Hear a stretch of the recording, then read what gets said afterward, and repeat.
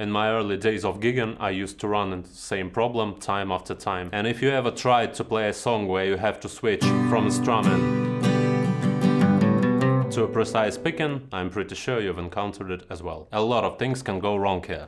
For example, I used to play A Little Less Conversation by Elvis Presley almost weekly, and every single time I played it, I struggled at the same part.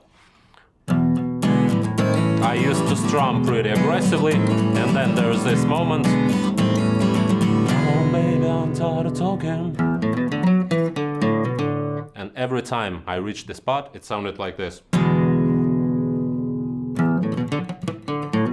I just couldn't play it. Of course, this is not the only song where this can happen. It can happen every time you have some bass move between your chords, or you're just trying add some melody. After watching this video, you will fix this problem for good and never miss the string again. So here's the plan. I'm gonna show you 3 really useful and effective exercises. They are all based on famous songs, so that you won't get bored playing them. I struggled with this strumming picking problem a lot. I see my students struggling with it, and after years of practicing, I came to the conclusion that these 3 exercises, they work best. Okay, before we begin, it's really important to note that sometimes we don't need this precision. Sometimes you need to play like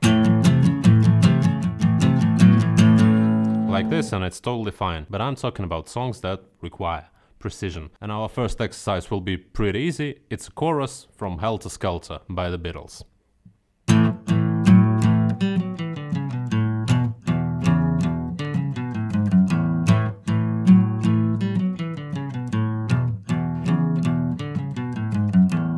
Because you can't really play it like... It sounds bad here, because we got open strings. So, we got A5 chords, and we do this typical bluesy. And then we play this riff. Then we move to the E5. And rinse and repeat. Okay, we only use down strums here, and it makes things a bit easier for us, but it's a great place to start. So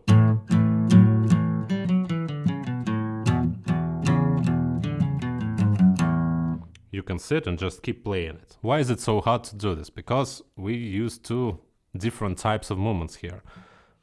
When we strum, when we play these chords, there's this really wide motion in our right hand. Don't try to hit these chords like this, because it will be really easy. No, just mute everything except these 2 strings, and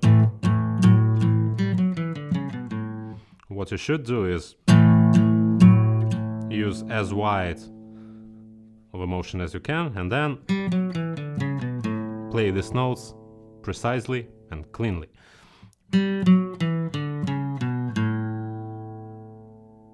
Try to achieve this result, so that you don't get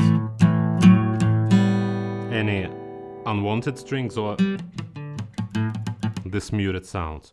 And the best way to practice it, slow it down. Slow it down dramatically, like 1, 2, 3, 4.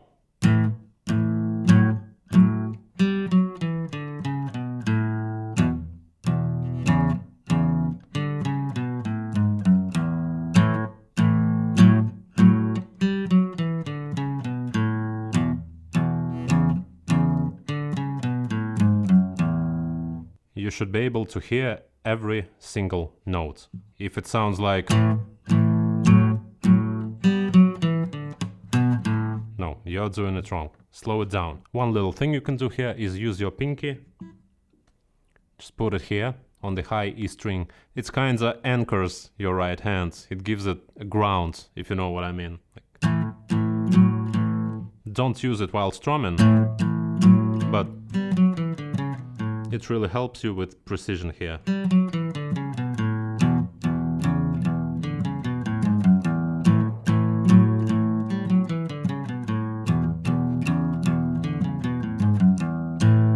Pretty simple exercise.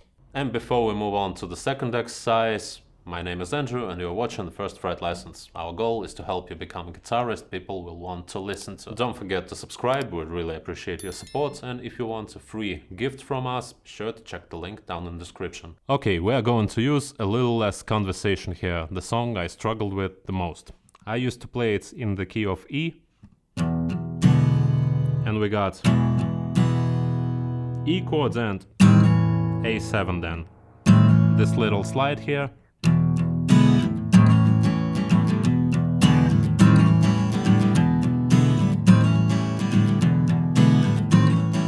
You can also play it in the key of A, like A7 and D7.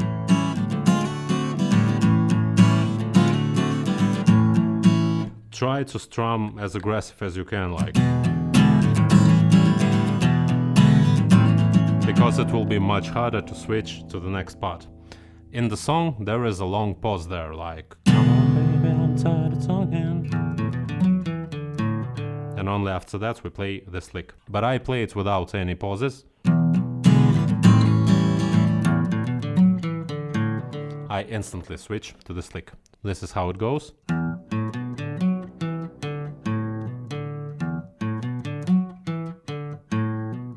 And if you are playing in the key of A,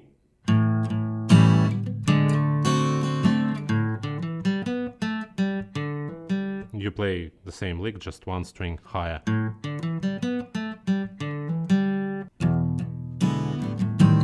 The more aggressively you strum, the harder it is to pick the right note. So I used to struggle with this one a lot. Every single time I reached that moment, I just botched it. Something went wrong. And you know, I used to practice it quite a bit. I sat around, I played the song. And sometimes it went all right. But sometimes, especially during the live shows, something went wrong and here I go. And I decided that I didn't need to practice it, I needed to over-practice it. So, once again, I turned on the metronome really slowly. I threw everything away except these two chords and this lick. And yeah, just really slowly.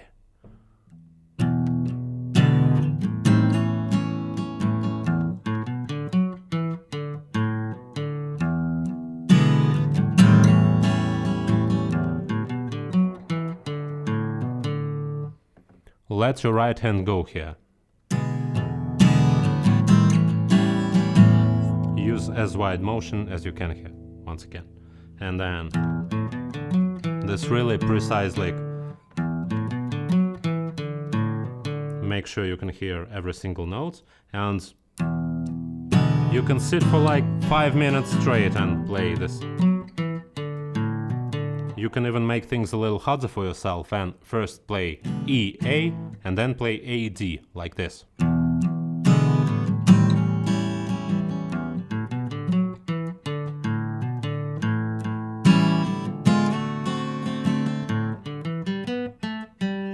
And back to E. And so on and so forth. Really great exercise. And once again, if you're struggling with it, don't just play it for 5 to 10 times. No. Sit and play this part for hundreds of times, 200 of times. I really advise to use either metronome or some drum backing track here. And you don't need to play for like 5 hours a day. No, 5 to 10 minutes every day for a week is more than enough. And you will notice that this part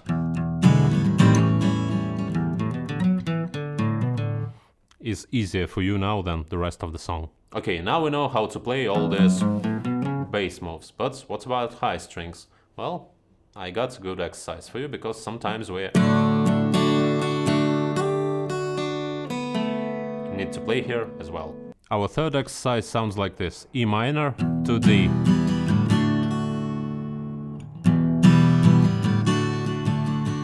And we're gonna play this lick here. Once again, we're going to try to play it as clean as we can. Because you can just keep strumming.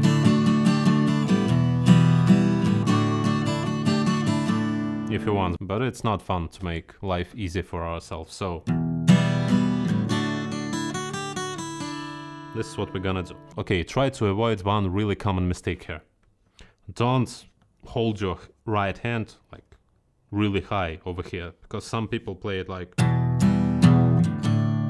and then when they need to play this lick here, they just can't reach. They struggle. Lower your hand. Rest your pick here at around D or A string and play from here, not like, and then try to adjust it. No, you waste a lot of time and energy if you try to do it like this. And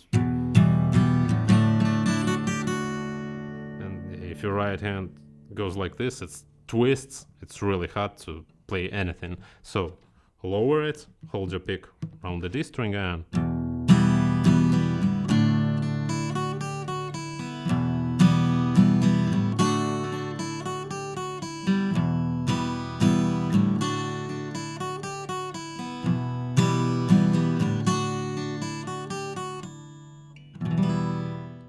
there are a lot of different and great songs that have moments like this. For example, Old Man by Neil Young, the chorus.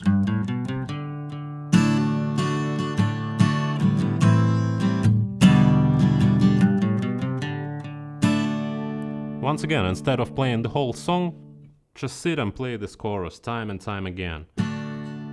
Do it slowly and